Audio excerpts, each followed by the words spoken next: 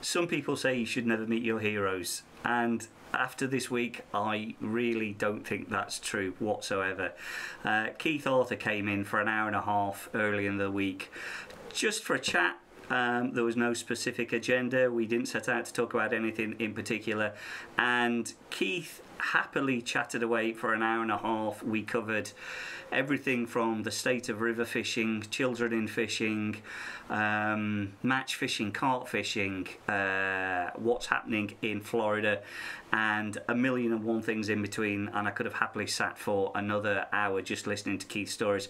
And it has to be said, there were sometimes I forgot we were recording a podcast, which is absolutely unprofessional of me, but I was just literally fascinated, and occasionally I had to remind myself that we're here to entertain you guys, and it wasn't just a personal treat for myself. But you know, absolutely great, and I do thank Keith enormously for spending that amount of time with us and being so generous with his personal time. If you are enjoying these podcasts, please do share them on social media. Last week's podcast did really well. We got a few hundred views between YouTube and all the various podcast downloading sites, which is really encouraging, and I really hope that everybody enjoyed listening to Nige Woodcock. If you haven't listened to Nige's podcast, please do go back. It was a really interesting chat with Nige. But yeah, please do share on social media. We are relatively small at this stage. We're 2 episodes in. The plan is that we want to bring you the most interesting people in fishing, and in order to attract those people, you know, you've got to attract the numbers. So if you could help us to grow the channel, that would be fantastic. Please do like the video. If you could subscribe, that helps with the algorithm as well. And let's try and grow the channel together.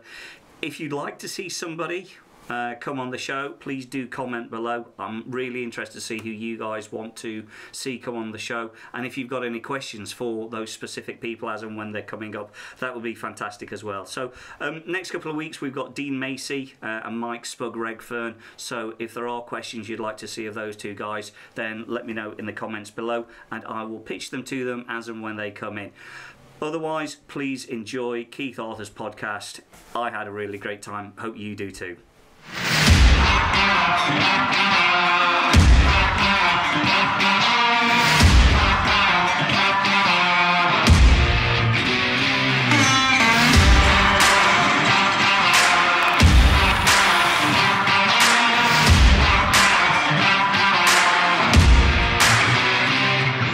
Keith, thank you very much for joining us. I'm very conscious this is your evening, so thank you very much. As we talked about before we started, no real agenda tonight, just have a chat. I'm conscious you've been doing this 30 odd years. You've interviewed all of the biggest names in our sport on every different discipline. So yeah, I'm just looking forward to talking with you and catching up on some of that history. So I guess, obviously, I've done a little bit of research and I've seen you on TV for 30 years. The bit that I can't see in any interviews anywhere, and the bit that doesn't immediately jump out, is how did you start fishing? When did you start? When I was a kid, I was probably 6 or 7, and you know, it developed family holidays. We're always to the sea, and I remember in the very early days, we used to go to someone's bungalow on Canvey Island, which is in the Thames estuary. Yeah. And there was a pond and a sea wall and the sea. And the pond had mostly eels. That was the only thing I ever saw in it. And what else was I going to do?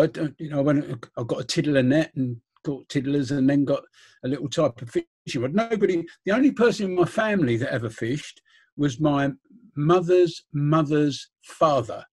And my mother's family come from Plymouth in Devon, on the Devon-Cornwall border. And Grandpa Rocky, as he was known, who I never met, right. That was their family name, was Rocky. I'd never met him. He was a bit of a caretaker on Plymouth Dockyard. And he used to fish when he shouldn't have been fishing. He used to fish for the conger eels that frequented that place. And legend has it that he actually lost a boat while he was fishing, and it might even have been a submarine, but something vanished on his watch. And that's family legend. But I've not lost anything. I've lost a few hooks and a couple of floats, but I've not lost anything as big as a submarine. But that's, yeah. So it was probably in my blood from there. But I come from Holloway in North London, and we had Finsbury Park just up the road. The New River, which ran through Finsbury Park, where you weren't allowed to fish, was the obvious place to fish because you weren't allowed to fish there. So it was obviously better than the places where you could fish. Yeah. Hampstead Ponds, Highgate Village, the ponds on Hampstead Heath and Highgate Fields. The Lee wasn't far away. I was riding my bike to the Lee when I was 10. That was about 4 or 5 miles. I had to put a peg over my nose because it was in Tottenham. As an Arsenal fan, it always went a bit against the grain to go that way. And especially when I went to Northumberland Park, because I had to ride my bike right past the stadium to get there. But yeah, that was where I came from, basically. Right. Okay. So it was a bit self-taught then, because obviously you went from being all sort of self-taught to being a very, very proficient angler. And usually there's people in your life that take you under their wing and sort of teach you the ways. And who were the people, or was it just that you mixed with the right people? I'm a baby boomer. I was born in 1946. Where I lived was that there was houses bombed out opposite where I lived, so they built flats there. They moved the people into the flats from Caledonian Road that was bombed out worse than that. And though a lot of those were the same age as me, and we all went fishing. It's what we all did. Yeah. What else were you going to do? You know, when we were 14, we started playing cards all night. And when we were 16, we started going to clubs. But between those ages, we went fishing, and we get on our bikes or we get on a bus and we go. And if they didn't go, I'd go on my own. We had things in those days called Red Rovers, where you could buy a weekend ticket for London Transport for £0.50, 12.5 pence, and you could go anywhere on London Transport as many times as you liked. So I used to go to the Thames. I used to get on the bus and go to Teddington Lock. You could get a bus to Teddington and walk up to the lock and fish there. I could get a bus to Hampton Court on a Sunday. The same bus went on further to Hampton Court, and I fished there. And yeah, just, you know, got used to fishing, really. The Lee, it was the Lee mostly. And the ponds when I was a little kid, you know, up to about 10 or 11, and then the Lee after that. And when you grow up and most of the fish you catch are gudgeon, little perch, little roach, there's no carp to be caught. Carp, myth and legend. You saw a few of them in Hampstead Ponds and nobody could ever catch them. So you want to get more proficient at catching small fish. And then the obvious thing is to try and catch more fish than everybody else. And that was, I suppose, where I got into match fishing. Yeah. It's a problem for the youngsters today because so my young ones obviously both fish and have done from a young age, but it's trying to make them interested in going on a regular basis rather than picking up the Xbox or picking up something else. And half the problem is finding somewhere that's of interest where they can go and catch a lot of fish and there isn't carp. Because once you felt a carp run, once you felt a 10-pound carp run, going and catching a couple of roach or a small tench, it's just not the same. So I think we're in a weird situation with kids these days. Well, if they go to the places that I used to go, they'd be very lucky because mostly those places don't exist anymore. Yeah. You know, the fact is that commercial fisheries have taken over everything, and you think, well, you're going to go to a commercial, and what's the fish they stock in those are carp because they're relatively cheap, they grow big, people feed them for you to make them bigger still, and they live for a long time. So they're the obvious things to stock, and they're easier to catch than most other species because they're so greedy. But if there were the park lakes available, and if there were the canals are still available, but they're not as accessible as they were. Like when I was a kid, you could go to the canal. There was no such thing as having to pay to fish a canal. Every bit of canal everywhere was free. The London Anglers Association had some bits, and if you saw the bailiff, then you had to pay him, but you never saw the bailiff. And then you joined the LAA because it was £3 a year anyway. So, you know, you could go and fish almost anywhere, but now most park lakes aren't accessible. If they are accessible, they're controlled by a club which you've got to join. Most clubs are very snotty about having kids in their ranks, and they put rules in place so those kids can't go on their own. So it's very difficult to fish organically. You know, you've now got to prepare yourself to fish. You can't just say, I'm going fishing and go to. I'm lucky. I mean, you can't see it, but over there, about 300 yards, is the semi-tidal River Thames. And from here right up to Staines, as long as you're on the towpath bank, fishing is free. Really? Oh yeah, absolutely. Oh, you need a rod license, but if you're under 12, you don't need a rod license. Under 13, you don't need a rod license. If you're over 13, up to 17, the license is free, and you can go there and fish for nothing. The problem is now, no tackle shops. Yeah. There are no tackle shops between anywhere. It is unbelievable that Richmond and Kingston, which are two big towns on the River Thames, there's 180,000 population in Richmond, 190,000 population in Kingston, in those territories, and there is one tackle shop that is really not in Richmond. It's in East Sheen, which is where Tony Hancock came from. No, it was East Sheen. Sorry, that wasn't East Sheen. East Sheen, which is at Ron's Tackle, which was opened at George's Tackle in 1960 odd. George McCarthy opened it. It's now run by Ron Chenery, who's an old mate of mine. And that's the only tackle shop for miles and miles around. So if I live here and I'm a youngster, I've got to get 2 buses to Ron's shop to get half a pint of maggots, and then get 2 buses back to fish in the river that's in the end of my road. Whereas when I was a kid, between my house and Finsbury Park, there were 4 tackle shops, or 4 places I could buy tackle. Only 2 of them were tackle shops, 2 of them were pet shops, but they sold maggots. And they sold odd packets of hooks. So it's much more difficult. A fishing trip now for me has got to be planned. And for youngsters, it's got to be planned. And these are all obstacles in their way that are very difficult to surmount. Very difficult. Yeah, no, I know what you mean. Even though I've probably got to a stage in life where all my tackle's laid out so I can be as quick as I possibly can out of the blocks, I've still got to think ahead and go, well, if I want maggots, that's 13 miles that way. And what pellets have they got? Well, have they got this? Have they got that? And it's a week's preparation. And when you're busy at work, it's just, even for an adult with a car, it's difficult.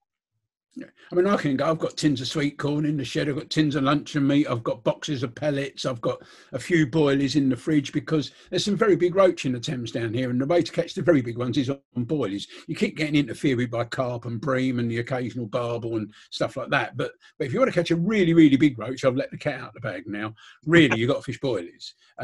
You can catch decent sized roach on bread and sweet corn and pellets. You catch them up to 1.5 pounds. But if you want one of the, and a 2 pound Thames roach is a special fish. I've not caught one down here since 1971, but my mate John, he had 3 or 4 in one season, and another one of my pals, Tony, had 7 in a season, and they're special.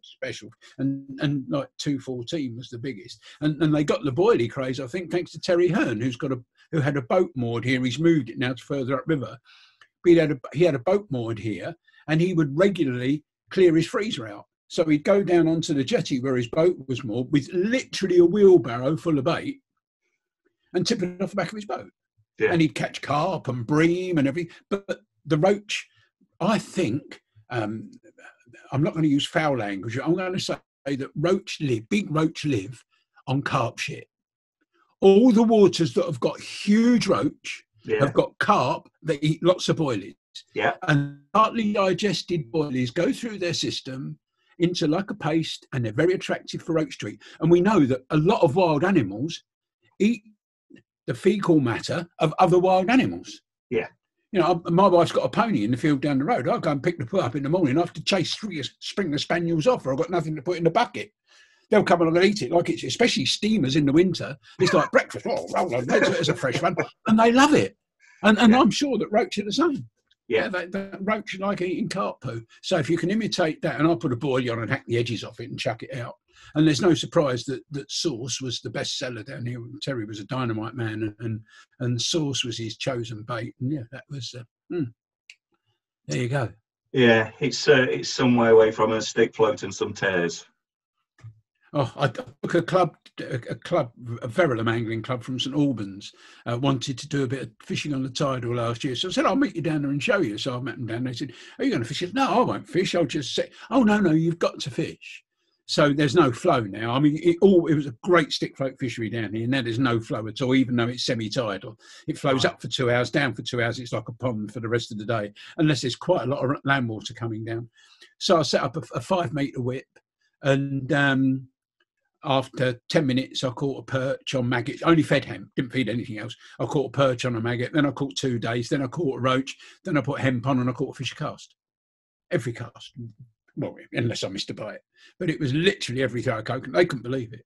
Go in the float, and I miss a lot of bites. But when I say I miss them, I don't strike at a lot of bites because I know you can't hook those. So I only strike at the ones you can hook. I learnt that over 25 years of fishing matches down here, and people would sit and watch me and thought I was blind because every time I struck, they hadn't seen a bite because the bites are tiny, and the line bites are enormous. Yeah. And the bites just hold the float down a little bit, and you can just lift into them, even on hemp. The float will be doing this all the way down the swimming. They go, what's he doing? Thank you. Anyway, so starting fishing there. That's how I started fishing. And we've gone a little bit off topic, but no, it's fine. It's fine. I'm a fan of stick float fishing myself. I grew up Middle Trent at Fiskerton. And in the glory days of seeing coachloads of people turn up and listening to Tommy talk about it, I listened to your podcast this morning as I was walking the dog, and it's a glory time. You look back at that era with such nostalgia, and I used to read about it in the Times and the Mail, and they were just giants of the sport. But it's the days when it used to be busloads of people turning up for matches every single weekend. And unless you're fishing for barbel now on the Trent, you don't see another angler. I used to go to Burton Joyce for the Thursday Opens from North London. I've fished Burton Island, Bass Island a few times. I used to fish the Burton Opens when Tony Scott used to run them. I used to fish the Home Pierpont Opens on the lakes because they were good matches. And you were fishing against a blooming good standard. I'll never forget first Open I fished at Burton Joyce, the first Thursday Open. I rocked up and Barry doing draw and Dennis there and Dean and people that were household names. I mean, I'm going back to the very late 70s, and I drew peg 126, bottom of the rack, and I said to Johnny Rofe, I said, "What's that like, mate?" He said, "It's all right." He said, "You'll catch a few." He said, "But it's okay." So I went down. I set up a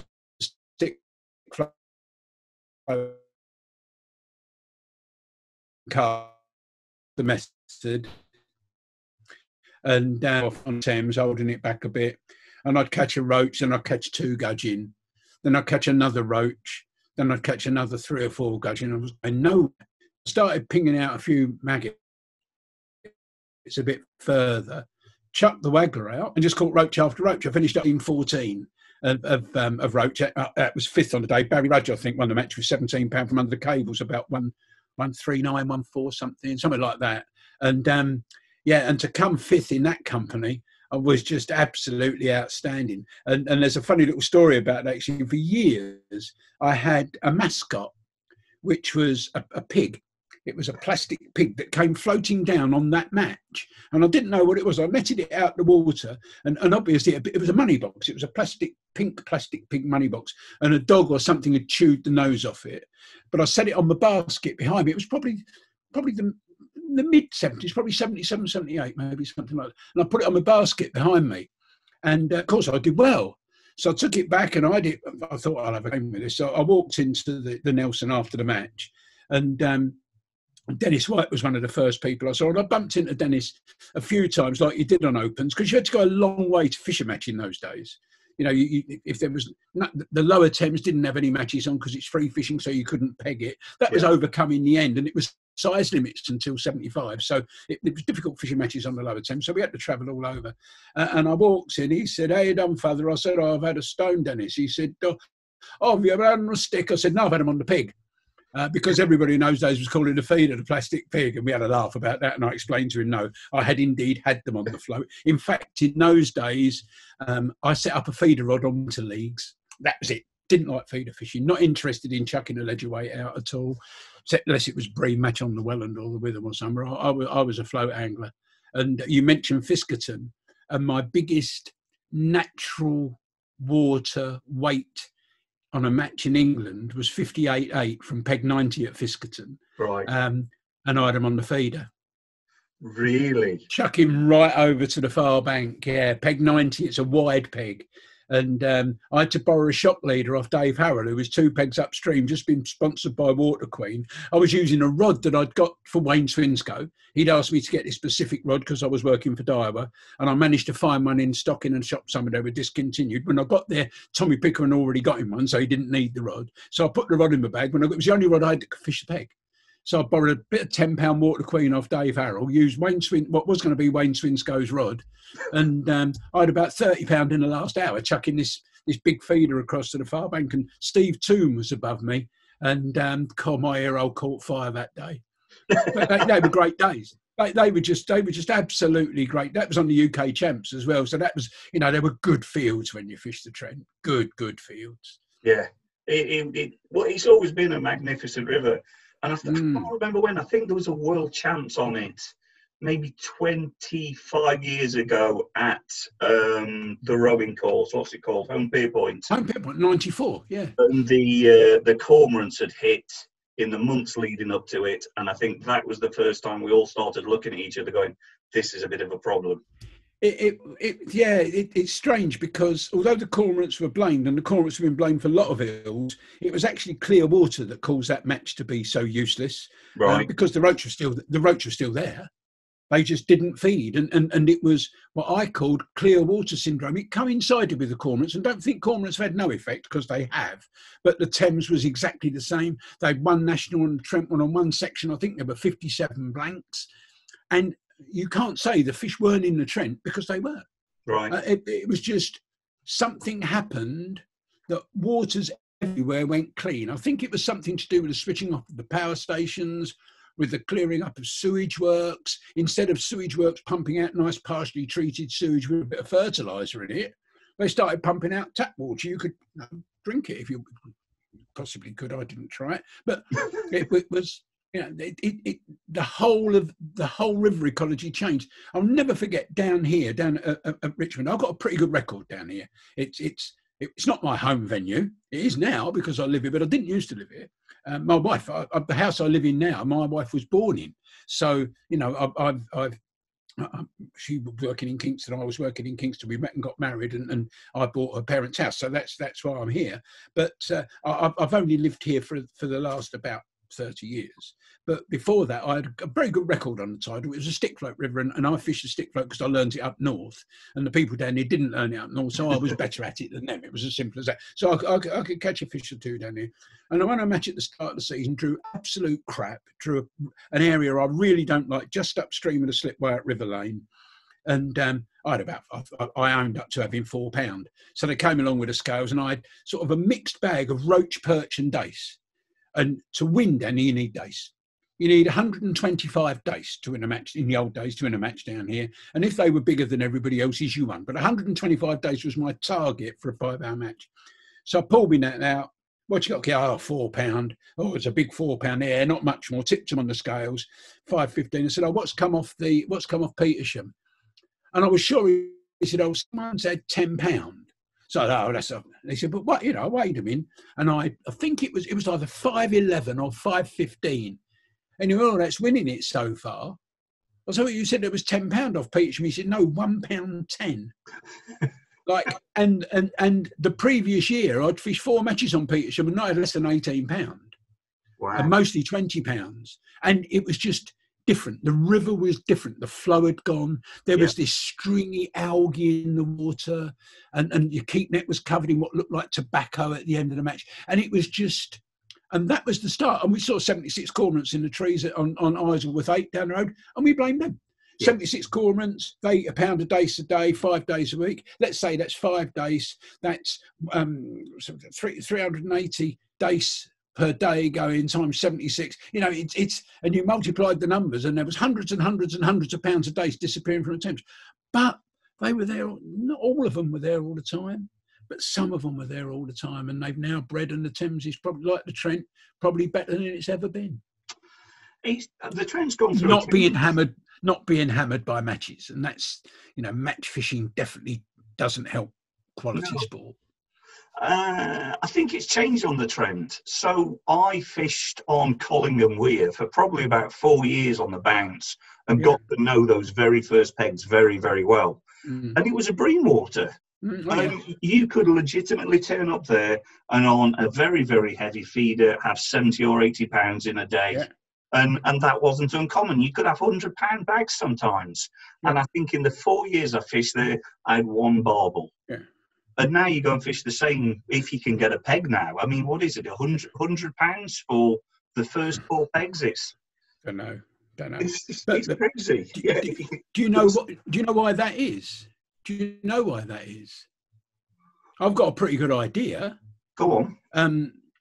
Well, the Trent has been stocked by the Environment Agency with barbel. Yeah. To improve the quality of barbel fishing, to re-establish the stock. And their brood stock comes from the Trent. Right. There's a backwater on the Trent where I think it's on not Piscatorial's water, but I might be wrong. But barbel go into this stream to spawn every year.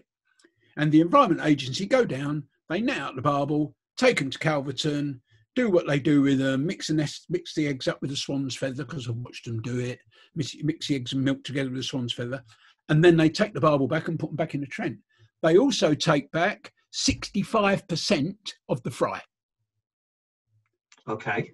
So because they've taken the potential for fry out of the Trent, they take the fry back. Now, 65%, that was the number I was given at the time. It may have changed and it may not even happen now, but that's the number I was given at the time by the man who did it. And less than 1% of eggs survive to fry. So they're multiplying that by 65 straight away. So they're throwing barbel into the river. And once you start getting barbel into the river, the roach sport goes through the floor. Yeah. You know, you look at the Trent at Burton Joyce, where 186, you could win 186, 187. They were the barbel pegs on the roadside. You could go there and win with barbel on matches. Don't catch them there very often now because there's no barbel stocked on that bit. They're all stocked on the lower bit. They get then washed down as fry into the tidal. Fish are very clever. They spawn at the top of every stretch. They spawn in the fast water. So when the fry hatch, it gets washed downstream and percolates through the whole river. So the whole river gets established with stock. That's how it works with their breed. And obviously they get down below Colling and Weir, they get washed through the Weir, swim and go, whoa, stop here, it's nice, it's a big slack.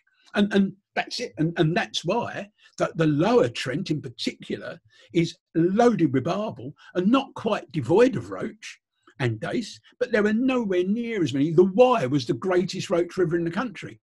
Now in the winter you get them in Hereford, don't get them anywhere else, because it's all barbel everywhere else and 5 pound chubbin. Not knocking it. You know, barbel and rivers, like barbel have saved river sport, like carp have saved lake sport. But that's how it's evolved and changed. It hasn't been not interfered with by man. That's my opinion anyway, an opinion to like backsides. We've all got one. The only difference is my opinions are always right. If they weren't, I'd have a different opinion. I think going back to what we're talking about though, I think the ecology of the rivers changed as well. Because of what we used to do with pumping hot water in and putting sewerage in, if you run a lead now across the bottom, there's loads of clean gravel runs. Yeah. And I think it's cleaner than it ever has been. I think barbel are thriving because of that. Completely. Absolutely right. Couldn't agree more. So, that was quite I hope that's not vodka. That would be a big pint of vodka. It's going back to what we were talking about earlier, a proper pint of maggots, not a dribble in the bottom of the tin. So, tight lines. Yeah. You did 30, almost 30. No, 20 years. 19 years in 11 months, but I'm not bitter. Yes. The other month wouldn't have made, but that started. I mean, yeah. Carry on. Ask me a question. I was good. Well, yeah. Obvious question. How did you get into it? Obviously, from being a face on the match circuit. From the very beginning. Yeah. From the very beginning, I sold furniture for a living. First of all, I laid carpets. Then that hurt my knees too much. So I started selling carpets and furniture. Then I managed furniture shops. Then somebody asked me to manage their tackle shop. I went and managed their tackle shop. They opened another branch or bought another shop in another part of London. I went to manage that. And one of the customers was John Carding, who was match editor for David Hall's Course Fishing back in the 70s. And he used to come into the shop and he'd he was a great a Francophile. He loved everything French to do with fishing. He was a regular at Angers. Sadly, no longer with us. He passed away as a very young man, which was a tragedy. But that's another story. And he asked me to write an article about the London Anglers Association's attempt to ban bookend feeders. So I wrote about the history of the bookend feeder, and I wrote it as a fairy tale. Literally as a fairy tale with bad barons not wanting to do this, good barons, because the block end feeder started with a bloke called Bill Twigg, and we, my mate and I, nicked some off him, and we developed our own feeders, and we went away and made them, and the block end feeder came from North London. It came from us, me and my mates and our team, going back to that would have been the mid-1960s, but back in the 70s. So I wrote this story for David Hill's magazine, and he said, don't write it like that. He sent it back, said, write it properly, write in real terms. So I did, and it was all longhand with a pen. So I did that. Then I wrote a couple of other features for him, and then he asked me to go and do features with him. And then in 1989, he'd booked Mark Downes and another very famous England international, who I won't name, to do some 2 videos in Ireland. And at the last minute, the other bloke, not Mark Downes, the other bloke pulled out, wanting more money. So he offered me £1,000 to do 10 days fishing in Ireland to make 2 videos, 2 with me and 2 with Mark Downes. So we were backup fishermen for each other. Oh, that's a lot of money. Yeah. Grand then was 1989 was a lot of money. And so I went out there and did that 10 days holiday as well. Got Darren Davis to come with me, who was at the time known as my apprentice. We travelled. His mum got me to take him fishing to learn the etiquette and parts of match fishing, again years ago. So I went out to Ireland and we made these videos. And when I got back, the video production company said, would I like to go and work for them and do some more videos and do the treatments with some of the stars they wanted to video with. So I went, I did that. Didn't do it for very long. I got bored. There wasn't enough to do. I was earning too much money for not doing enough work. So I went to work for Daiwa. But so that was my grounding in video. Then in 1993-94, a television company was formed locally called Wire TV, and it was an amalgamation of 5 different cable service providers, and they ran their own. They set up their own consortium. They set up their own TV program called Wire TV, and in the evening they had something called Sports Wire, and on Sports Wire was a fishing program, and it was based in Bristol. And the producer kept phoning me up and saying, "Can you go? It's Bristol, mate. I work for Daiwa. My area is the East Coast. I do Essex, Suffolk, Norfolk. I can't get to Bristol in time to do the show." So on the 13th time, another producer phoned me, someone called Darren Williams, and he said, "Oh, Keith," he said, "I'm really in trouble, mate. I've been let down by 2 guests tonight. No chance you can come in, is there?" And I was driving home from work around Chiswick Roundabout. I said, "Mate, Bristol's 2 hours away." He said, "Oh, no, we're not in Bristol anymore. We're in Camden." I said, "Oh, whereabouts in Camden?" He said, I said, "I know exactly where you are. I love the pegs opposite. If I draw the peg opposite where your office is, it was where do you remember the ill-fated Goodmore TVAM started? Yeah. Dead opposite there. It was that building." So I said, "Yeah, I'm MTV just up the road, so I'd be going into that studio and all sorts of stars about it." So I said, "Yeah, I can get there." I said, "I have to come with my work here because I'll go." So I came back to here before we lived here.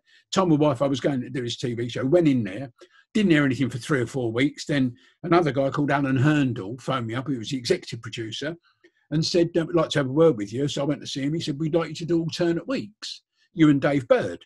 So I said, "Oh, it's all right. I can do that." So I went in every other, it was a Monday, every other Monday evening. I went in and did this hour live with various presenters. Nicky Horn, DJ, who did the basketball on Channel 4, he was one. Mark Webster, who's still on TalkSport. I see when I go into TalkSport occasionally, see Webbo in there. Lovely lady called Kate Bellamy, who's now packed up that kind of work and lives in the Western Isles. And Mick Brown, who was another radio DJ, did lots and lots of stuff. And we used to make our own trails, and we make our own trails for other programs. It was great fun. And I've not really got any fear of a camera. I thought, you've got to jump into this. So I talk to the camera like it's my mate. I don't see if you just look at a black hole, it's terrifying. Mm. But if you look at it talk to it like it's one of your mates, that's fine. And I got away with that. And then after almost exactly a year, they came in and said, unfortunately, the station's closing down. Sky Sports need more sport content. So they've offered us Sky Movies and Sky Sports at a more attractive rate for our cable companies. So we're closing YTV. And then somebody said, Alan Herndl, the executive director, said to me, executive producer said to me, "You're right." He said, "They're definitely going to have the fishing show." I said, "Yeah, I can see me on Sky Sports and Andy Graham, Richard Keys, and oh, yeah, it's just that's young, see that coming." Anyway, about 3 weeks later, he phoned me up. He said, "Yeah," he said, "they want you." He said, "They don't want Nicky Horn as a presenter. They've got another presenter lined up. Want you to come and have a word with me." So I went and had a word with him. He offered me the job. I phoned my boss at Diamond and said, "Great news, I'm going to be on Sky Sports every week." And he said to me, "You've got a decision to make. You either work for them or you work for me." So I was then concerned that I wouldn't be able to do anything else except work for Diver. Would he want me to stop writing for Angling Times, which I've been doing for 5 years? Would he want me to not make any guest appearances, which I'd done on behalf of the NFA in anti-angling campaigns? I was their main voice to condemn the antis as charlatans and terrorists. So I said, well, I'll have to resign then. And I left a job where I was earning 27 grand a year with a phone line paid, everything paid, with Volvo estate sitting outside the house that I didn't have to pay for, and went into 150 quid a week. And 40 quid a week off Angling Times, and occasionally 40 quid a week off David Hawkes magazine. And it was a major step. Yeah. My wife wasn't working at the time. She'd stopped working 5 years before. So it was a major step. I spoke to people I respected in the sport. I spoke to Peter Drennan, who I knew. I spoke to Sandra Scotthorne, who I'd known for a long time, and she knew how I worked for Diver. She knew Diver as well. And they said, "Well, just go for it, mate. You'll be all right. You'll make your way through." And when I told the people at Chrysalis TV who were making the show, they got me a day a week filming for another 50 quid. And I had enough to muddle through. And then 2 years later, I got a phone call from a man called Luke Riches, who worked at the time for Matchroom. And he said, "Can you come over on Thursday? Barry Hearn wants to work with you." I mean, I turned down my first chance at co-presenting Fishermania in 1995 because I had the John Smiths on the same weekend. Wow. No, I can't do that. I was already working for Sky doing tight lines. Mark Pearman, the producer, phoned up and said, "Oh, can you do Fisherman?" I said, "No, I'm fishing a match." "No, mate, I can't do that. I've got John Smith at the weekend." And that was when Fishermania changed from being always Bank Holiday weekend. But it's back this year as Bank Holiday weekend. But they changed it because I couldn't make it. Anyway, so I went over to see Barry Hearn at his offices in Romford. And I could hear him having this conversation upstairs with someone from Ladbrokes, sorting out sponsorship. And he came running down the stairs. "Righto, mate, you got a cup of tea?" I said, "Yeah." "Right, come with me." Sat down, sat at his desk. He said, "Who do you work for?" I said, "Well, I don't really work for anybody." "Right." He said, "What do you earn?" Exactly like this. So I told him. He said, "Right." He said, "I've got a deal for you. You earn about 25 grand a year." And I upped it a bit. I said, "About that?" "Yeah." He said, "Right." He said, "I want to be your manager." He said, "Here's the deal. You keep the first 25 grand. I want 20% of the rest. And if you don't earn 60 grand a year, we shake hands and walk away now." Wow. I said, "Well, okay, that'll do." And he said, "And I'll tell you, I'm going to make you angling's first millionaire." That was his exact words. And I've got somewhere upstairs in the loft, I've got the Angling Times front page, where it says, more or less relates this conversation. It was a press release from Matchroom. So Barry Hearn became my manager. My rate with Sky went like that. Within not too long a time, when Chrysalis was stopped from doing the production, Sky took it in-house, and I got a proper exclusivity Sky contract. I was paid a lot of money to work for Sky Sports, including the other stuff I was doing. I was earning more than the Prime Minister. Wow. Now, the Prime Minister doesn't earn as much as you think, but he earns more. He earns more than a bus driver. Indeed he does. And from like just into the 2000s, I was earning more than the Prime Minister with my radio work and my writing and blah, blah, blah. So that's how I got into tight lines. And I think I kept it because I never had any days off, so no one else had a chance to do it better than me. I think I missed 10 shows in 19 years and 11 months, and most of those were because I was on location with Sky in Mauritius or New York or somewhere. I've had, in all the years I've had in broadcast media, I've missed one show on radio when I lost my voice, and doing a radio show in Norway. I now take those. They're called vocal zones. And Kevin Wilmot, who was one of the editors at Angling Times, deputy editor at Angling Times, is also a chorister. And my voice goes a bit. So he recommended me to vocal zones. So I stick one of those in my mouth and it gives me about an hour. So without croaking, because, you know, my voice is all but worn out the years I've been using it to excess. But that's how I got into tight lines. And ultimately, with doing the radio show as well, it meant really I had to wave goodbye to match fishing. And I fish more by proxy than anything. I fish through other people. But I've always loved telling people how I catch fish and tried to help them catch fish and try to enhance their enjoyment of the sport. Yeah. I didn't always do it if they drew next to me. But I would tell them what I'd done after the match. There was one. Yeah, anyway, that's that. So that's how I got into TV, and that's how I stayed in TV, by not being sick. No, that's it's a top tip. If you want to hang on to your job, don't be sick. Don't go Tom and Dick. That's right. Yeah. So out of all those years, talking about giving away information, who would you say out of all those guests struck you as either the most talented or knowledgeable? And I know that's a difficult question because you literally had a who's who from every single discipline. Oh.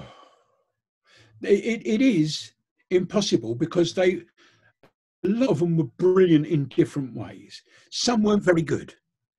Some in the early days weren't very good because I wasn't very good. And I couldn't. My interview technique would be to ask someone the question, give them the answer and allow them to agree. and that isn't necessarily the best way of doing it. And I learnt eventually how to do it properly. Well, as properly as I can do it. But you know, when you listen to people like, and he was much younger then, people like Terry Hearn, who is, you know, some people would class as a time bandit, who catches fish out of waters by staying there until he's caught the rest and there's only one left. Terry Hearn is one of the greatest anglers ever. Ever. Whatever species. I've watched him fishing for perch, I've watched him fishing for grayling, I've watched him fishing for dace, I've watched him fishing for all manner of fish.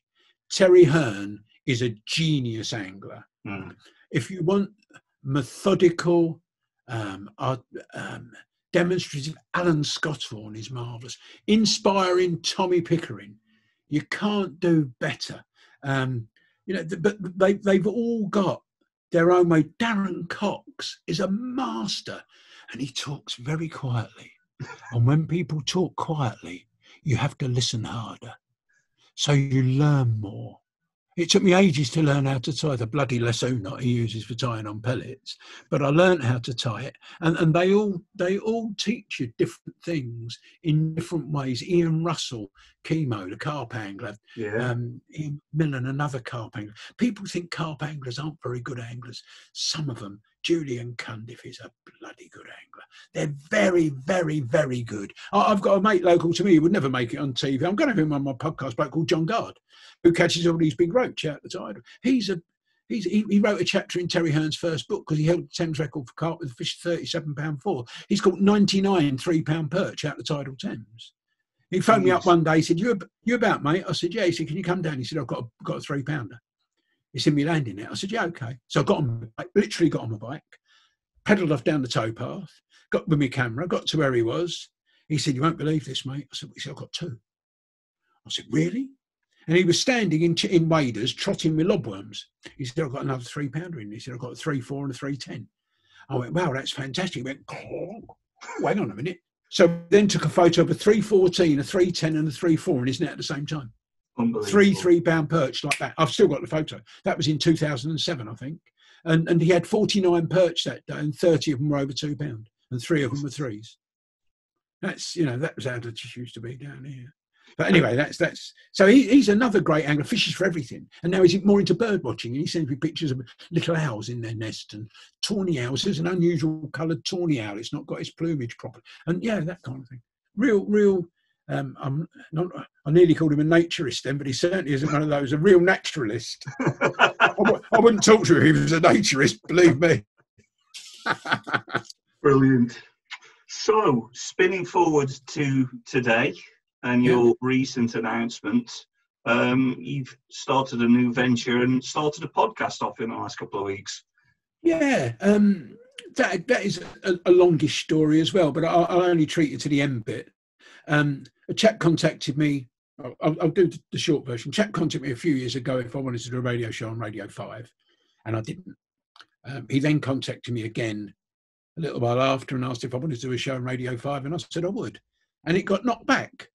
So he then contacted me again quite recently and said, "Do you fancy doing a podcast?" I said, "Well, not really." I said, "I've got issues here. My wife had a stroke 4 years ago, and she needs someone here most of the time, and that's me. So I don't get a chance to go fishing as much, and I didn't want to commit to, do it." And I thought, can I really be bothered?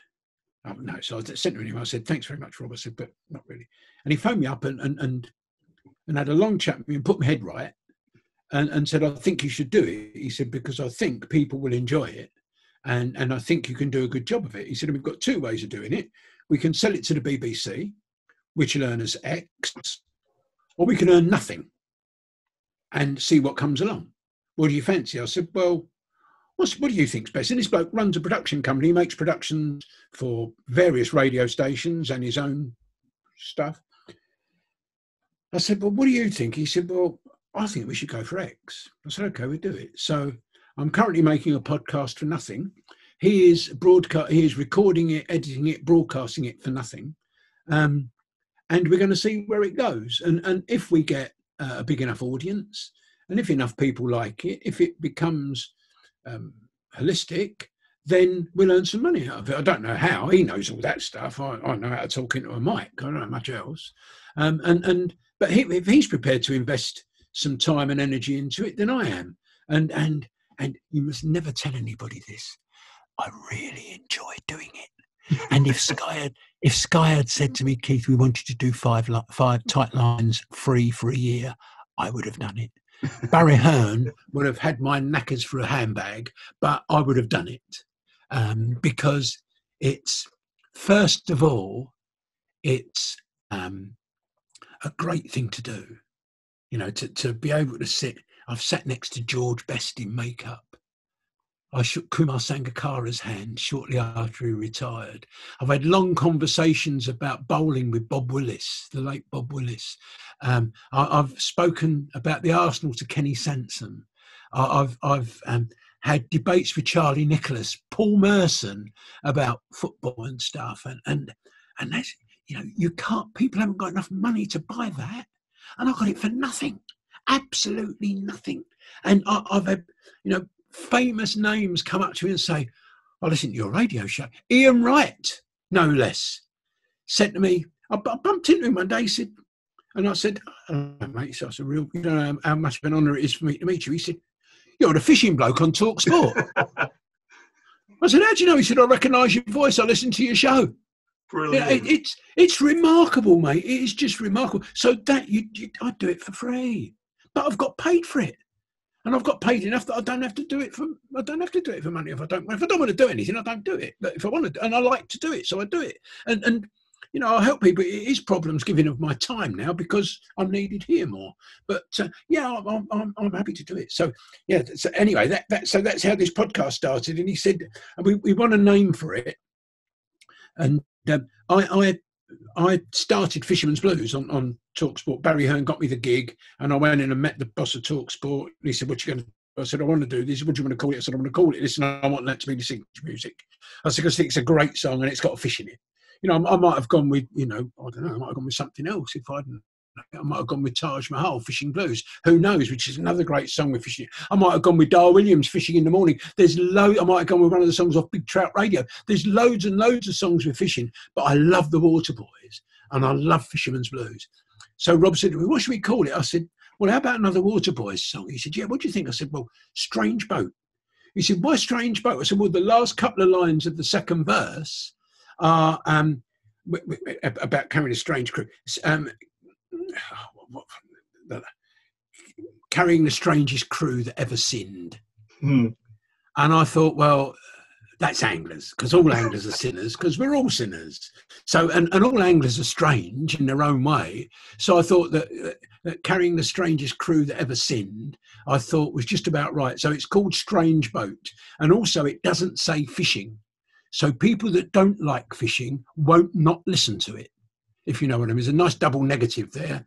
But I wanted to call I wrote a book some years ago. I think I've got 3 left. This is one of them. I won't write another one because I didn't like how I treated that's it there. And it's called, as you can see, Fishing, the Best Excuse for Loafing in the Countryside. Well, I didn't want to call it fishing. I wanted to call it the best excuse for loafing in the countryside. But W.H. Smith's told the publishers if it wasn't called fishing, the best excuse for loafing in the countryside, they wouldn't run it. So, we gave in and I let them call it fishing, the best excuse for loafing in the countryside. But I think, you know, the description of angling as the best excuse for loafing in the countryside is a pretty good one. And I've used it many, many times on the radio. So, yeah, but that's... Yeah, and I'm not plugging a book because I haven't got any to sell. So, you know, Amazon might still have some in the back of their warehouse for $2.75, or in the pound shop, like my old videos now appear. So on DVD, you can buy a bloody box set for about, I think that they're overpriced in the pound shop. But yeah, they're still around. But yeah, that was, I love writing it. I write very quickly. I wrote to a target date. And I finished it in the target date. And the best day I had was 3.5 chapters sitting around a pool on the Algarve. So it doesn't take me long to write things down. But I was let down by the publishers. But that's, you know, I've got a book. How many people have written a book? Not many. Tommy has now.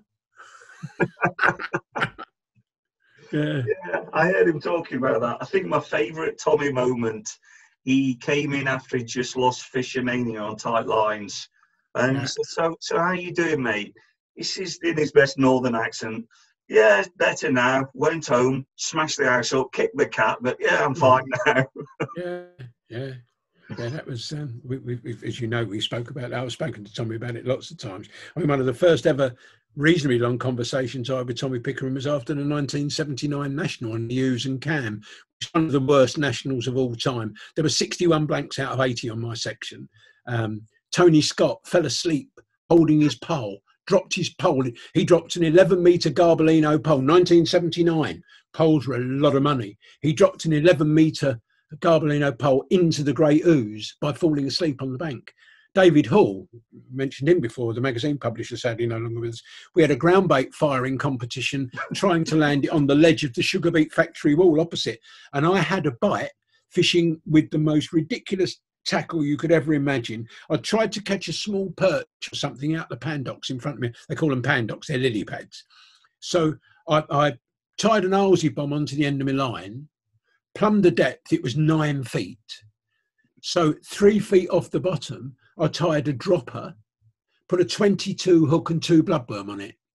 And I dropped it into the lilies, put the rod on the rod rest and left it. And it went, oh, and snapped me. Really? And I don't know what it was. Never had another bite, only bite. And you might be the first person I've ever told that story to. Never had another bite all day. Never had another bite. But that was almost opposite Roswell Pits. But yeah, that was the first time. And Barnsley won it. And Tommy dry netted. He was our only dry net. And it was in the days when we were all, when you had to wear the right clothing. It's all Halcon Hunt now, obviously, or Guru or Drennan or Dyer or whatever it is now. But in those days, it was Dartex. And Tommy had this one-piece Dartex suit on that was black. And there was much less of Tommy Pickering in girth then than there was now. I said, you should have slipped in your net and pretended you was an eel, Tom. And that was one of the first conversations I've had with Tommy Pickering. I've never reminded him of it because he might have been offended. I did like what he was saying about don't give me an opportunity to take your cap away to his team. And I think there was a lot of self-reflection that he'd done as to why he'd lost his cap. That he's a big enough angler to look and go, well, I wasn't doing the right things. I was doing the kind of fishing I wanted to do. And I thought it was good advice. Going back to what we were saying earlier on, don't be ill. Don't have an opportunity to give your job up. Exactly right. Exactly right. Yeah. Keep turning up, keep turning out, and you know, everything will be fine.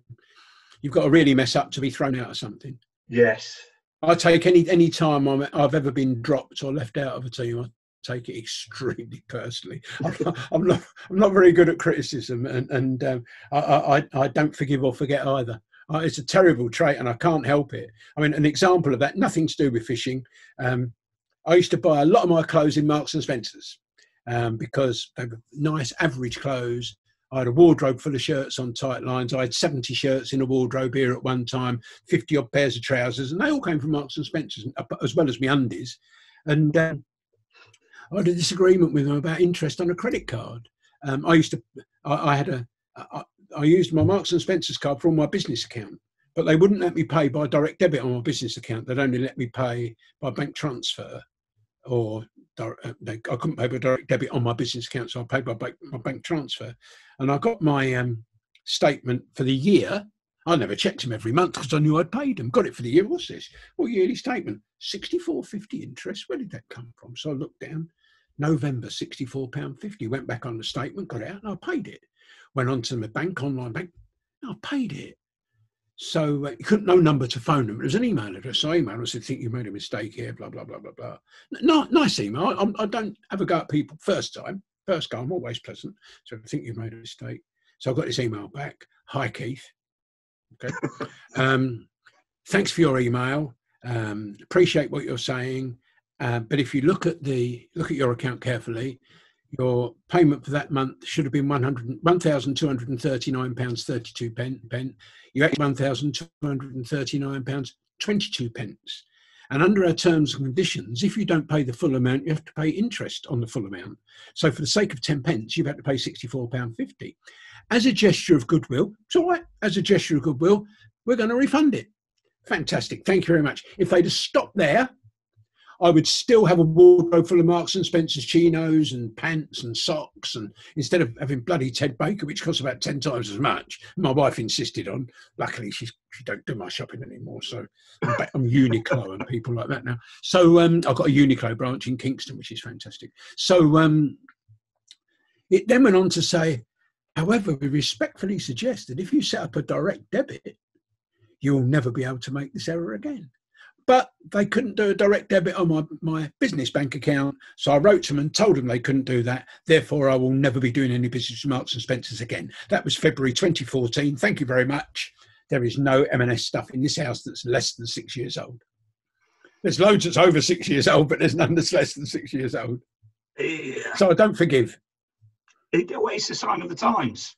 Yeah. It's a sign of the time. Same as you say, people can't just stop at giving you good service. People can't stop and go, sorry about that, we made a mistake, we'll refund it, let's shake hands and move on with life. No, yeah. This is how you can do it better. Yeah, okay. If we can just improve upon you as a person, this is how we would do it. Thanks, I'll take your advice. Yes, thank you. Goodbye. I'm conscious this is your evening, Keith, but I can't let you go without talking about Florida. Oh yeah. Because my love affair with the Florida Keys. Well, it's the same with me. And I used to see your videos when you used to go on tight lines. I'm like, that place looks interesting. Yeah. And I was off doing other things around the world, and I sat with Terry Eustace one night. Yeah. And he told me this tale over a few beers of these huge herring-like fish that you could catch on a fly that jumped out of the water. And we had another couple of beers and another couple of beers. And by the end of it, I went, right, I'm going to catch a £100 tarpon on the fly. Yeah. Sounds easy. And here I am 10 years later. I've hooked plenty. I've not had £100 to the bank, but it's just so diverse. I've never been anywhere with just such diverse fishing on every single day. It's an unbelievable place. Yep. As you'd expect, I've got several lengths of stories about the Florida Keys, but as usual, I'll start at the beginning. In 1992, we were told by our boss at Daiwa that if we achieved our sales target, we would have a special sales meeting. If we beat it by 10%, we would have a very special sales meeting. And a very special sales meeting was in the Faro Blanco Marine Resort in Marathon in the Florida Keys, where True Lies was filmed. True Lies was actually filmed in that marina, and they blew up Knights Key Bridge, if you remember that. I did not know that. Yeah. So we stayed there at Faro Blanco Marine, and we had 3 days work and 2 days fishing, or it might have been the other way around. But we did some fishing there, and I loved it. I mean, we didn't catch anything big. I did have a shot at a permit, actually, on a crab. And we were poling the flats with Captain Mike Hewlett, who's one of the top anglers, top guides in Marathon, and spotted this permit come along a ledge, coming towards us. And Robin Moore, who's now the Deputy Managing Director, Sales Director of Daiwa, we were colleagues at the time. He was standing next to me. He'd been throwing a plug, and I've been waiting to throw a crab. So he said, right, put that crab in front of it, about 10 feet in front of it, make it land with a plop. Plop. By some miracle, it landed in the right postcode. And this permit went, that looks nice. And it was a big permit, £20 plus permit. Yeah. And it started heading towards it. And it was about 2 feet from it when Robin hit it on the head with the plug.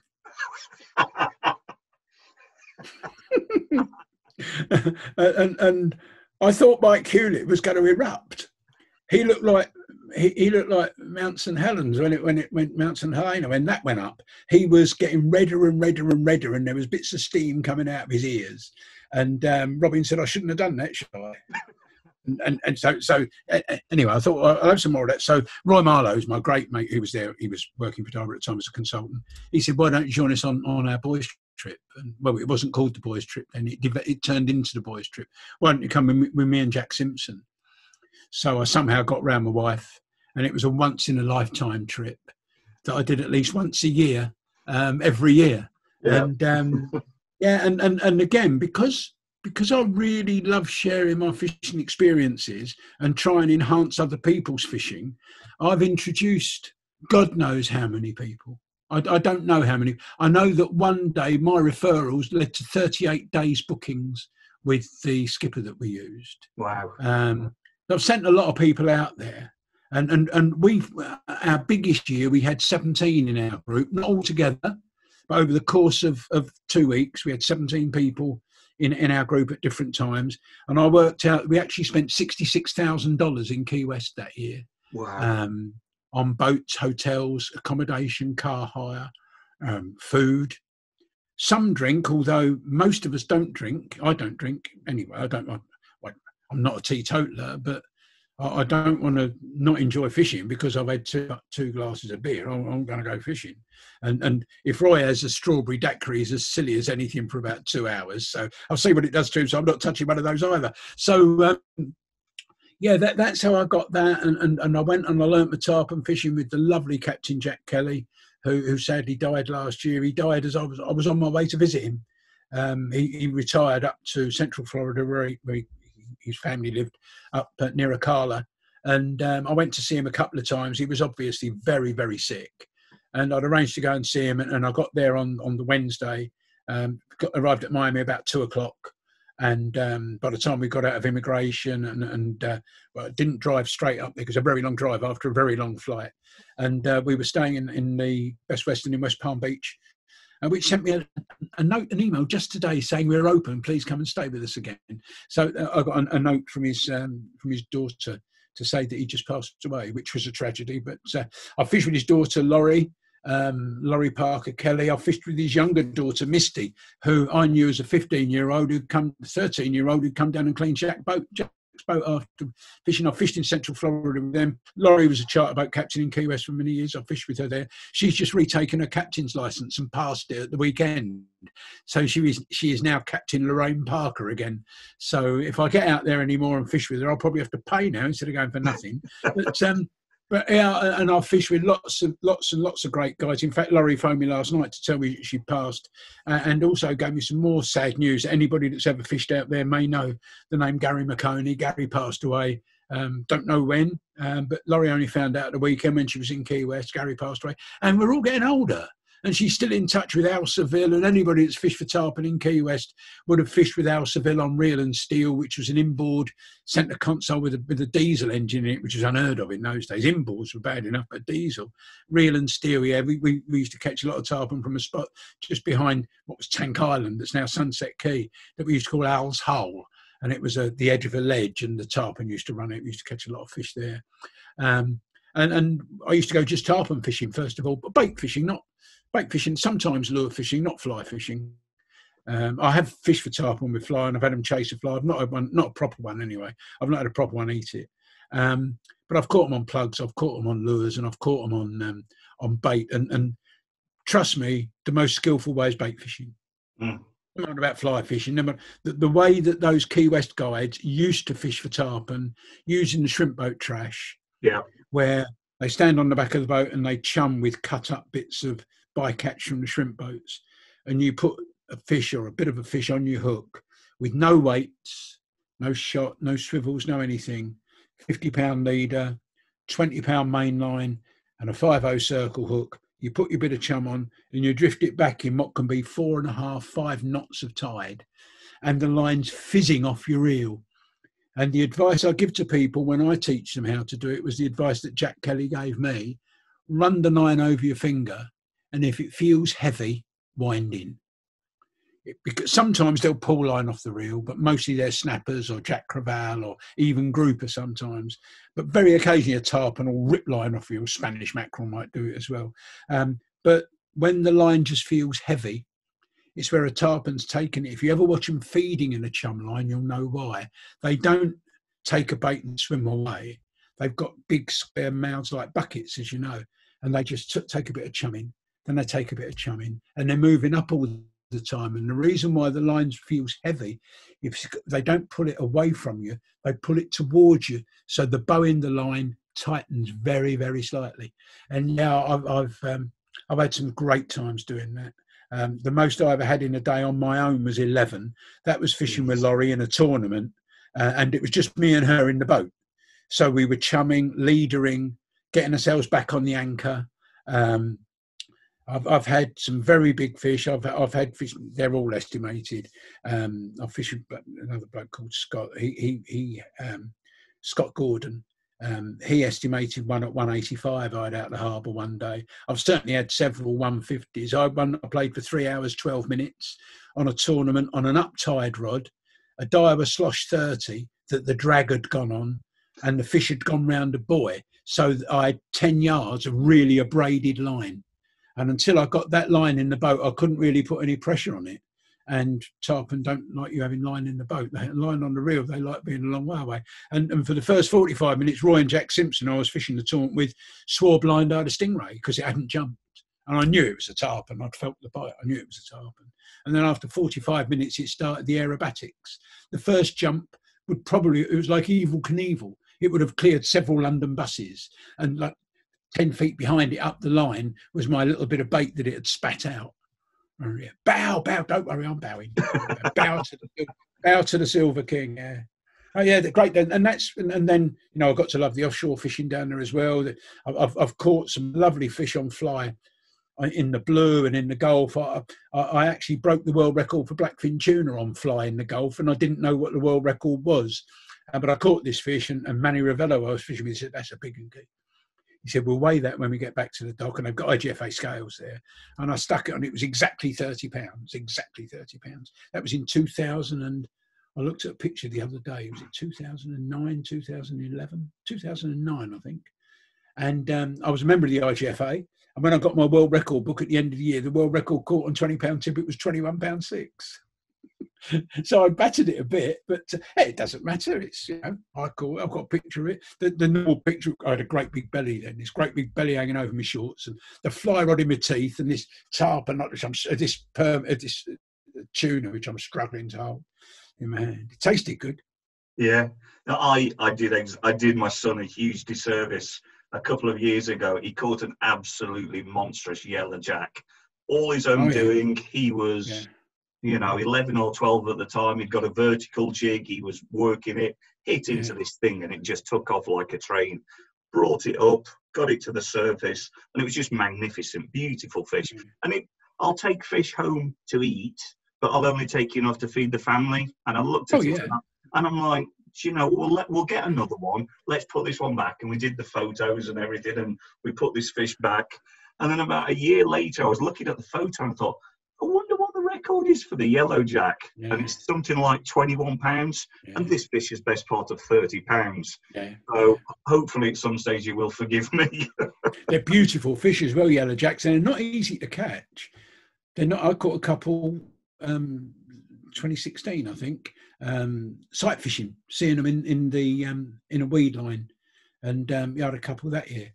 That was good fishing too. That was where I argued with the skipper. I saw a sailfish jump, and the guy on the boat wanted to catch a sailfish, and I said, "Stop! We'll catch that." He said, "The water's too shallow. It's 126 feet." I said, "I've got more sailfish less than 126 feet, and I have even more than 126 feet. Stop!" And he stopped the boat, and it probably took 3 minutes before we watched it come up and eat his live bait. Brilliant. We actually watched it. I said, "Now, what you're looking for, Tim? You're looking for a bin liner bag. They call them trash sacks." I said, "It will just look like a trash sack, but it will be coming towards you rather than going away from it." And there it is. And this thing came up, and his poor little old blue runner that had been used for a bait previously and was a bit like that. This sailfish came out and put it out of its misery, and he caught this beautiful sailfish. And it is a one in a lifetime fish. I mean, he's a bit golden like that, Tim. The last fish he caught of the same trip was an 82.5 pound amberjack. I just caught one of 65 pound on a jig, on a proper jig rod. And he had this grouper rod down with a live bait, and he had this amberjack on a live bait. We don't kill them and weigh them. We measure them, and we use the old length times girth squared times 800 divided by 800, whatever. So that's the sum we use. And his taped out 82.5 pounds, this amberjack. And he's holding it like this. It's a big fish. And is he used to fighting big fish? Because that must have just pulled his arms off. Well, he was a rugby player. Okay. He's a wuss. He's a wuss. Any big fish he catches, he's crying before he lands it. I'm never going to get in. And after he's landed, he's on his knees and he's having water poured over him and everything.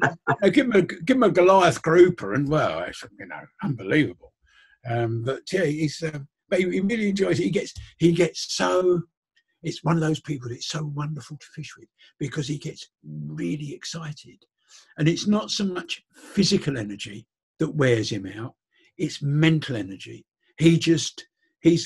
I've sometimes got blinkers on when I'm fishing, but he's definitely got blinkers on. And you could stick things in him and he wouldn't know, because all he's worried about is getting that fish in. And if he loses one, oh no! I've been like that once. I lost a very big blackfin tuna out there on a fishing with the Shimano waxwing that I fought for a very long time, and I got it on the leader and it went down again and it fell off. And I've got pictures of me being distraught with that, like leaning on the side of kneeling with my head on the gunnels like this. And I wasn't very happy that day, but because I've worked very, very hard to catch that fish. But but Tim's amazing. Actually, he's a lovely bloke.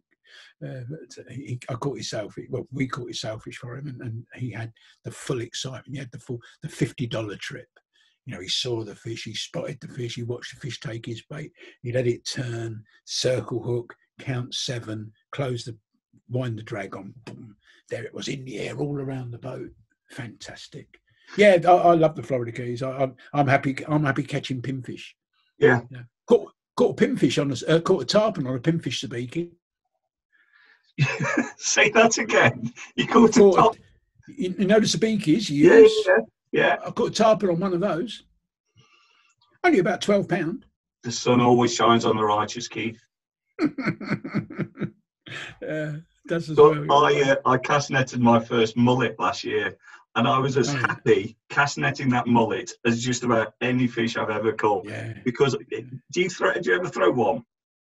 A cast net? Once, not very well. I But Laurie was starting to train me, right. but we didn't have anything to throw on. But sorry, Misty was starting to train me. The younger Kelly girl, she was starting to train me in the teeth. And my first throw wasn't very successful, so I said, "Come on, you try it and catch some bait." Yeah, I mean, I bought one while I was over there. Brought one home. Practiced all year. Thought I'd got it nailed. And then when you stand on the front of a boat and there's actually fish moving about in front of you, doing it on the lawn and then doing it under the pressure of having fish, two completely different things. Lobworms don't swim away. No, not with a shovel underneath them. Brilliant. Keith, genuinely, thank you for your time. It's an honour and a pleasure to do this with you. And I, as I'm sure everybody else can, could just sit and listen to you all night. But thank you very, very much. I've really enjoyed it. It's been a pleasure. I've still got 10 vocal zones. I'll go and get a pint of gin and we'll carry on. Oh, it's a pleasure, Neil. Thanks for asking me. I've enjoyed it. It's I'm not one of those people that has ever sort of spoken about myself on radio or TV. I'd rather let other people. I'd rather help other people talk about themselves. So it's a bit of a unique experience for me. So I've enjoyed it enormously, and you've done very well. Well, thank you very much. New to the role, but genuinely, this whole exercise for me is been inspired by everything you used to do on Tight Lines, and I think it's been missing. There's not any sort of podcast or any show where people who do a bit of everything can tune in every week. And even if you're not a match angler and you've got somebody like Tommy Pickering talking, they're just inspirational to listen to. Yeah. And that was the reason that I wanted to do this, is just to get people along who are good anglers, who are interesting. And same as you said earlier on, if it takes off and a few thousand people eventually listen to it, that'd be absolutely brilliant. If it's a couple of hundred people enjoy it, it's great for me. There's nothing better for me than talking for a couple of hours, to brilliant fishermen and to mates. And you better chat with your mates.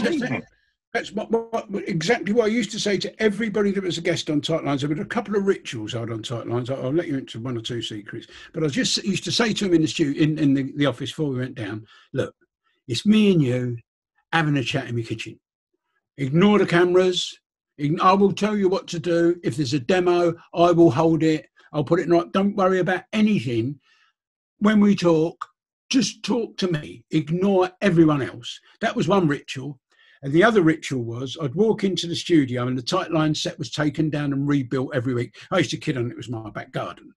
But I used to take it and put all the stuff back on the shelves. All that came out in boxes, and they built 3 sides of a shed every week and a floor and everything. And I'd walk in and there'd be a couple of people doing the lighting and there'd be someone trimming the shelves.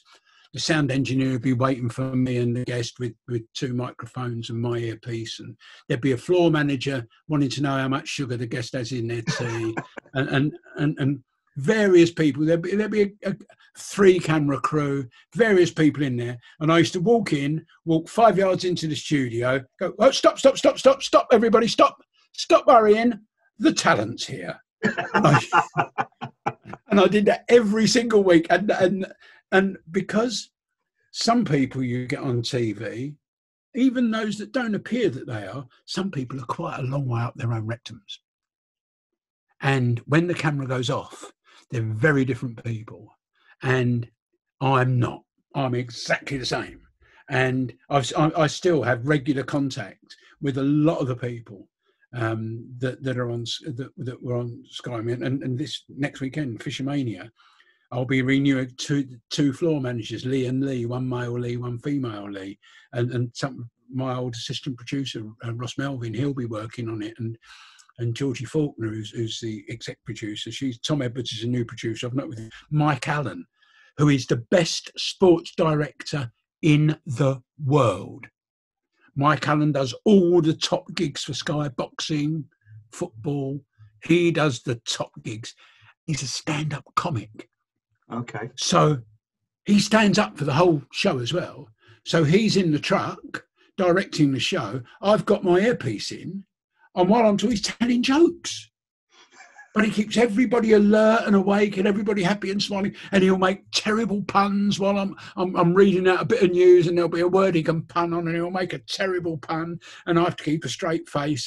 But he's a fantastic director, and working with them, and it's such an honour and a privilege to be able to work with the people that are at the very pinnacle of their art. As I mentioned, people like George Best, didn't mention Rodney Marsh, people that I've spoken to. Chris Lewis, I've sat and spoken to him when I was on Talk Sport. I'm keeping you now.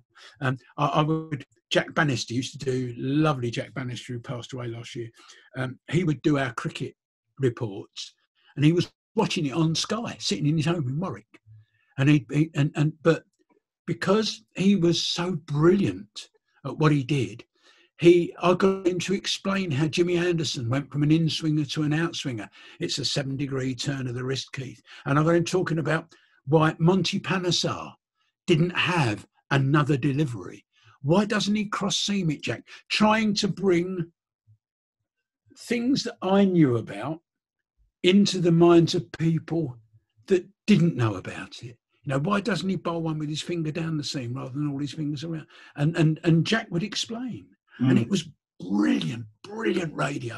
And those kind of people are going. You know, I want to see some of the modern presenters, whether they'll ever be like Jack was in 50 years down the line, I have no idea. But we've lived through a golden age of angling. We're in a golden age of angling of a different type, and we've definitely lived through and in a golden age of broadcasting. No question about that. Yeah. And the thing is, when you surround yourself with people like that, it lifts your game. I think when you go in, when you're given an opportunity and you go in at grassroots, you have that kind of imposter syndrome. You sort of sit there going, what am I doing here? I've got this guy and this guy, and he's brilliant. But by spending time with them, you get good. It lifts your game to such a level that eventually you're the person that everybody else is looking up to. Yeah, it's good. It's good, yeah. I wouldn't change much, that's for sure. No, indeed. I don't know where the future is going, but I think we have gone through some golden times from a societal point of view, from a sports point of view. I don't think I would change it. Obviously, I'm a little bit younger than you, but this has been a good time for me. I don't think I will live in much time into the future because I don't like the way it's going. Don't worry, everything will be all right in the end. Good, Keith, genuinely, thank you so much. It's been an absolute pleasure. And I dare say we'll be in touch soon. Probably you'll be telling me you've had your first 100-pounder on the fly. You'll be the very first person to know. I'll be on the phone to you. Cheers, mate. That's great. Cheers, lovely Keith. Talking to you. Cheers, Thanks, Neil. mate. Bye. Bye, mate. So, episode 2 in the bag. Hope you enjoyed that. I had a great time with Keith the other night.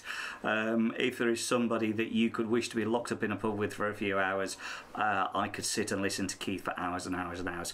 So, yeah. That's this week done. Hope you enjoyed it. As I said earlier on, if you are enjoying these, please do like and subscribe to the channel. It does help us tremendously. Next couple of weeks we've got Dean Macy and Mike Spug Redfern coming on. So if you've got any questions for those guys, please do leave it down in the comments and I will get those questions asked for you as of when they do come in. That's all for this week. Keep your lines wet and keep your hooks sharp.